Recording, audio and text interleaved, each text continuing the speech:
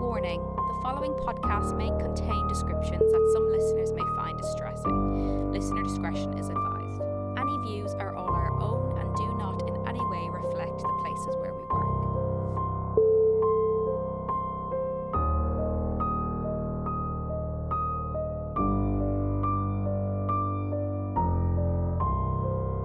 Hello and welcome to Mini Mad or Bad. My name is Rachel. And I'm Neil. And today we are discussing Lunacy and the Moon. This is the very last of our Mini Mad and Bad for a little while. For now, yeah. For now.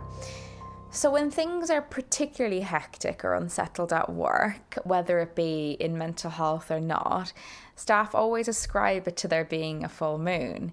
Does a full moon really trigger strange or unsettled behaviour? And whether this is based on science or not, we shall find out today. Indeed.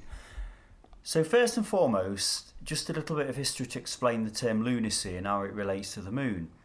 The Roman goddess of the moon bore a name that remains familiar to us today, Luna, prefix of the word lunatic. I like the name Luna, do nice, you? isn't But it? I wouldn't want my child named after a lunatic. No, it is nice. It is a nice name, actually. Funnily enough, I'd never even thought that the term lunacy and lunar, so, you know, the moon, so the term lunacy and the moon, had anything to do with each other. Greek philosopher Aristotle and Roman historian Pliny the Elder suggested that the brain was the, in quotes, I can't even say this. Moistest. I hate that word. There's going to be a lot of people being like, oh my God, the word moist. The moistest organ in the body, and thereby most susceptible to the pernicious influences of the moon, which triggers the tides. I mean, that's fact, isn't it? Obviously, moon tides. Well, that bit's fact, but Yeah. not that obviously No. the brain is the moistest. Well, I mean, it might be Part of the moistest. body. I don't know. Belief in the lunar lunacy effect, or Transylvania effect, as it was sometimes called, persisted in Europe through the Middle Ages, when humans were widely reputed to transmogrify into werewolves or vampires during a full moon. I mean, that's a lot of people, full moon into vampires. Yeah. Many people believe a full moon incites increased psychiatric hospital admissions, homicides, suicides, and traffic accidents. When I've kind of done late shifts or nights, I've never really paid attention to what the moon's doing, to be honest with you. So I don't know if that's I once worked for the red moon. for the red moon. Yeah. What do you mean for the red moon? I worked Who the hell are they? the night that I there was thought a you meant red moon. the red moon was like a company.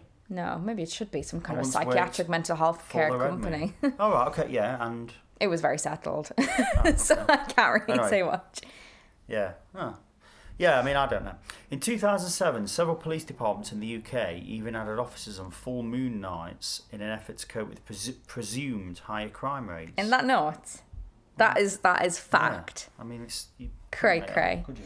So some people theorise that the moon has a gravitational effect on water, so it must have a gravitational effect on the water in the human body. Right, well, the So we know moistest- about tides, the and that's obviously a real moistest, thing. organ, the brain. Yes. That's what they...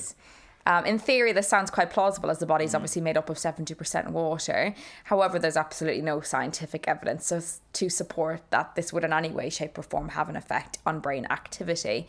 To further dispel the myth, if you think about it, the lunar gravitational effect is the same every day of the year, 365 days of the year, and not just when there's a full moon. So it doesn't really make sense to even think this way, really. It wouldn't make any difference then, would it? Full moon Well, or not? If no, we're it going by shouldn't. that. Yeah. So many scientists have sought to prove the theory of the lunar effect. A considerable number of studies have examined the effect on humans. By the late 1980s, there were at least 40 published studies on the purported lunar-lunacy connection and at least 20 published studies on the purported lunar birthright connection. Florida University psychologist James Rotten, He's rotten. He's rotten. Colorado State University astronomer Roger Culver and University of Saskatchewan. Hello, Mad or Bad listeners. I just wanted to take some time to say a massive thank you to Best Fiends for being the sponsor of this episode. Best Fiends is a fun puzzle game that you can play on your phone, whether online or offline. Since being on maternity leave and having the baba, I've needed something to keep my brain a little bit active. So this is really the perfect thing for me. You know, I can pick it up, I can put it down. It's challenging, but it's not too challenging either. But it is made for adults. But I really enjoy how casual it is, actually. You know, anyone can play. I'm on level 60 at the moment, and I'm really enjoying it. I'm really enjoying how bright and cute and colourful it is. And, the Best Fiends people, they update the game every month. So there's always something new and something exciting to work towards, which is really great. So it's really no wonder this game is so popular. So engage our brain with fun puzzles and collect tons of cute characters. Trust me, with over 100 million downloads, this 5-star rated mobile puzzle game is a must play. Download Best Fiends free on the Apple App Store or Google Play, and let us know on social media how much you are enjoying the game. That's Friends without the or, Best Fiends. Saskatchewan. Yeah. Yeah, Canada. I don't know. Psychologist Ivan W. Kelly have searched far and wide for any consistent behavioural effects of the full moon. In all cases, they have come up empty-handed. By combining the results of multiple studies and treating them as though they were one huge study, a statistical procedure called meta-analysis, they find that full moons are entirely unrelated to a host of events, including crimes, suicides, psychiatric problems, and crisis centre calls. In their 1985 review of 37 studies entitled Much Ado About the Full Moon, which appeared in one of psychology's premier journals, Psychological Bulletin, Rotten and Kelly humorously bid adieu to the full moon effect and concluded that it was all bollocks. Bollocks. And that further research was unnecessary. Let's take a look at some studies on behaviour in the moon. An analysis of mental health data found a significant effect of moon phases, but only on schizophrenic patients. But a more recent study found that no such correlation actually existed to that of non-schizophrenic human beings. A study of 13,000 motorcyclists killed in nighttime crashes found that there was 5.3% more fatalities on nights with a full moon compared to other nights. The authors speculate that the increase might be due to visual distractions created by the moon, especially when it is near the horizon and appears abruptly between trees, around turns, etc. A 2005 study by Mayo Clinic researchers reported in the journal Psychiatric Services looked at how many patients checked into psychiatric emergency department between 6 p.m. and 6 a.m. over several years, and they found no statistical difference in the number of visits on the 3 nights surrounding full moons versus, other normal nights. Researchers examined 150,999. That's a very... Why didn't they go for the 100 and... Well, records of emergency room visits to a suburban hospital. Their study, reported in American Journal of Emergency Medicine in 1996, found no difference at full moon versus other nights. And that's quite a large kind of study, looking at 151,000. Yeah, the thing is, if you're looking for something, you'll kind of find it, but if from a research point of view, it's either there or it's not. Before you begin. If you're, if you're working and it happens to be very chaotic, you'll kind of ascribe that to the full moon, won't you? Yeah, people say... I remember when I first started in nursing, I'd heard about it, people saying about, it must be a full moon tonight. But... yeah, I say it all the time. They always used to say that, but from my experience... When they also say, you can't say the Q word. I hate when people say that. I'm like, that's so irritating. I will say the Q word. I will say, I'll say it's going to be quiet. Or if it is quiet. Yeah. But that doesn't jinx anything. No, it doesn't make any difference. It's bollocks. Several researchers point to one likely answer. When strange things happen at full moon, people notice the coincidental big, bright orb in the sky and wonder.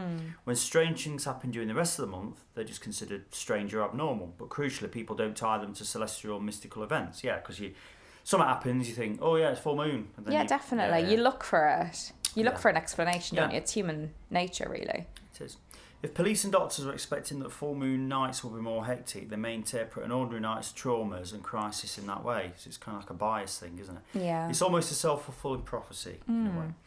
Our expectations influence our perceptions, and we look for evidence that confirms our beliefs. It's also very likely that a lot of these beliefs derive from media depictions of the full moon, as many movies depict strange happenings during full moons. The fact that we think the moon makes us crazy, maybe lunacy in itself. Well, that's interesting, though, isn't it? Yeah, I think in our little research, I think we've put to bed that it's definitely not a thing. But I always found it interesting that the moon has a thing on the tides anyway. I just thought that was kind of weird. Does that happen with other planets and stuff as well, because they like other planets have like one, maybe even more moons. Yeah, I'm not sure. We might start a astrology. I love astrology, but I'm not near smart enough to actually understand any of it. I don't know about that. I do find it really interesting. What's that guy called? Brian Cox. Yes. Yeah, he's made it quite... I like him because he makes it like kind of popular and cool. Yeah. Well, easy to get into, isn't it? He's a dude. He used to be in a shitty band, didn't he? Wasn't it D. Ream or something from the early 90s? I don't know, I can imagine him being in a shitty band. Yeah, they were He's a cool guy, anyway, but I do like him. So yeah, this has been the last Mini Mad or Bad. So thank you so much for listening. Yeah, thank you. And we will catch you on our full length episodes every second week. And we'll be back with a new Mini Mad. And we'll be back with a new Mini Mad or Bad when we've been thinking of a few things, haven't we? Yeah, we need to come up with another idea. Yeah, just like another. We were thinking like celebrity deaths, like mysterious celebrity deaths. Yeah. So, for instance, what was one? Well, there's loads. Kurt Cobain. People were saying, what happened to Kurt Cobain? Did he kill himself? Well, it's interesting. Brittany Murphy is another one. Murphy, yeah. There's loads. Marilyn Monroe. Bruce Lee. There's so many. There's actually so many. What, let's do that. We've just made the decision. Yeah. Anyway, stay safe. Everyone. Yes, stay safe, and we will see you soon. Goodbye.